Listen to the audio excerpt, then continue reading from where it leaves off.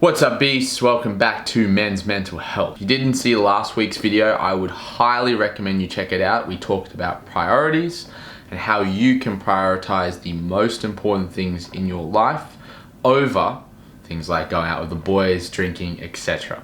This week's video, we're going to talk about addiction. Let's have a story time. Let's talk about me first. I have a very addicted personality. It's an addictive trait that comes from my father.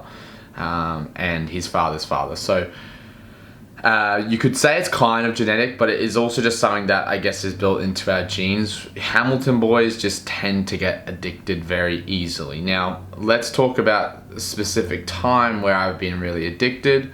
Video games. And you might be like, oh, everyone's addicted to video games, but like, I mean some serious addictions. I'm talking about 16 hours a day, 5-6 days a week with really no break, sacrificing things like sleep, going out with friends, even sometimes eating and going to the toilet. I remember once I wore a diaper, not even joking, I wore a diaper playing World of Warcraft so I didn't have to get up. These are like the kind of addictions I talk about where, like, you know, you kind of have that self-realization after a while, like, what the fuck am I doing? Like, I literally just shat myself. Like, I just, you know. One thing with an addiction you got to keep in mind is you must always replace an addiction with another addiction. So currently I'm addicted to training and tracking my calories. They're my two main addictions. And you might be like, Ty, that doesn't sound so bad. I mean, like, yeah, boy. It has its negatives. Everything has its flaws. Training a lot does mean that sometimes you don't have self-control. You're not able to take adequate rest days, or you won't, you know, ease off or back off specific situations where you should.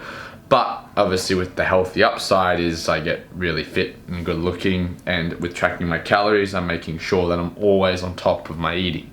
There's a level of addiction where it can go too far and you're going to need external help. Quite a lot of people I know are addicted to smoking, drinking, gambling, and fucking drugs. And that's probably the other one, like pot, crack, etc. So here's a couple of tips that I recommend that will help you replace your addiction. And first things first is slowly but steadily reducing the amount. Now, there's only that 1% of people who can cold turkey anything and just be like, you know what? Don't want to smoke anymore. See ya. Jess's dad was one of those people who just gave up on the spot and has never gone back since. So apart from that, like 1% of people, for the majority of us, you need to slowly but steadily ease out your addiction. A lot of people who have drug problems, they tend to go to clinics and they will still provide them with low dosages of their drugs, because cold turkey quitting can give you migraines, headaches, and can make you almost want to do it even more because you've just have these huge withdrawals of that addictive thing that you've just quit. So slowly easing out of addictions is going to be probably one of the best things to do. So if you, for example, smoke 24 cigarettes a day, which is a lot, start every day reducing it by 1. So 21 days is obviously a habit, 9 days is a lifestyle. If you reduce your cigarettes by 1 a day, you go from smoking a full pack a day to all the way down to half a pack a day. And the next week you're on a quarter of a pack. So then you're doing single cigarettes like 4, 3, 2, 1 till you get to the point where you're not having to rely on it anymore. Number 2 is replacing your addiction with something healthier. So figure out something that you find that's enjoyable, that you can replace your addiction for, that is not going to have long-term or short-term health defects. So here's a good one. Obviously, exercise is a huge addiction. One thing with exercise is that obviously you can go too far and you can get addicted in the wrong way, but it is a lot harder to be addicted to exercise and go too much, because your body can only do so much. It can only perform so many times at a good intensity for it to be like harmful. So at the same time, yes, I understand there is a little bit of a negative effect on doing too much exercise, but at the same time, like for most people, they're not going to want to do more than an hour. So replacing, let's say, your addiction with CrossFit. You go for 1 class a day while you're slowly quitting your smoking. And as you start to quit more and more, you need to amp up your training more and more. So start doing 1 class plus accessories, or add like walking after the class or some additional stretching to keep you distracted from that addiction that you're currently taking away from. It's very, very, very frustrating when you don't get something, or you don't have that endorphin effect that you've been used to having, like when you smoke, like when you train. So like I said, don't just fucking rip it out and be like, no more smoking, I'm gonna go CrossFit now, because you're still missing that thing you're holding in your hand. Only if you're gonna hold a fucking barbell in your hand for the rest of your life. Yeah, I would not suggest to just cold turkey it. Final tip on changing your addictions for the better is be held accountable. Telling people is the hardest thing. Telling people that you have been addicted or you are addicted to X, Y, and Z and slowly are able to push that towards something that's better is going to be the key.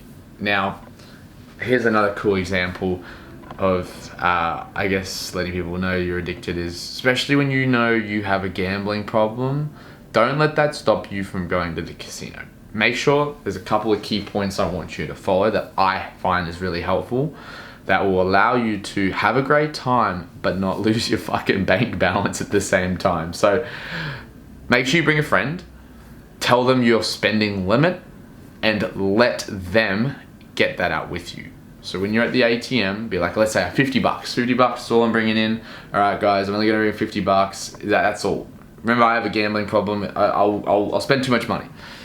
So you go into the ATM, you get out $50, make sure they're behind you. Yeah, enter your PIN and shit before that, but make sure they're behind you. Once that 50 slides out, give them your card. Only if they're a dog kind of a friend and they start spending your money's in safe hands. You still have a great time, you still get to experience that little bit of a hit of gambling, but then you're in and out, you've only brought out $50, that's the worst it's gonna get. Having a limit is gonna stop yourself from going over the top. Same with your training, having a limit will stop yourself from going to the top. You got to be aware of when you start to get into that stage, like, oh shit, I've been to the gym 4 times today, whoops. You know, that's going to be the main message for today. So addiction. There is thousands of people out there with addictions. Addictions are the worst, especially when they are doing something that's going to cause harm to your body. If you know someone who has an addiction, share this video with them. Let them watch it, be supportive of them, and help them without forcing them to slowly and steadily decline that negative, harmful addiction.